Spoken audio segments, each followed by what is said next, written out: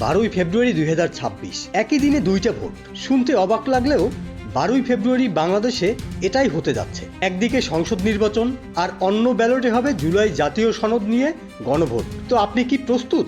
সময়টা নোট করে রাখুন, সকাল 7:30 থেকে বিকাল 4:30। আপনি দুইটা আলাদা ব্যালট পাবেন। তবে এখানে একটা মজার ব্যাপার আছে, আপনি চাইলে যে কোনো একটায় ভোট দিতে পারবেন, আবার চাইলে দুটোতেই। ভোট দেওয়া এবং না দেওয়া সম্পূর্ণ আপনার অধিকার। এবার আসি আসল কথায়। জুলাই সনদে সংস্কার প্রস্তাব আছে 84টি, কিন্তু ব্যালটে দেখবেন মাত্র 4টি সারসংক্ষেপ। টুইস্টটা এখানে, হ্যাঁ দিলে সব পাস আর না দিলে সব বাতিল। মাঝখানে কোনো অপশন নেই। অর্থাৎ আপনি না জেনেই অনেক বড় সিদ্ধান্তের দায় নিচ্ছেন। এটি আমাদের আগামী প্রজন্মের সিদ্ধান্ত, তাই আবেগ নয়, সচেতনভাবে সিদ্ধান্ত নিন।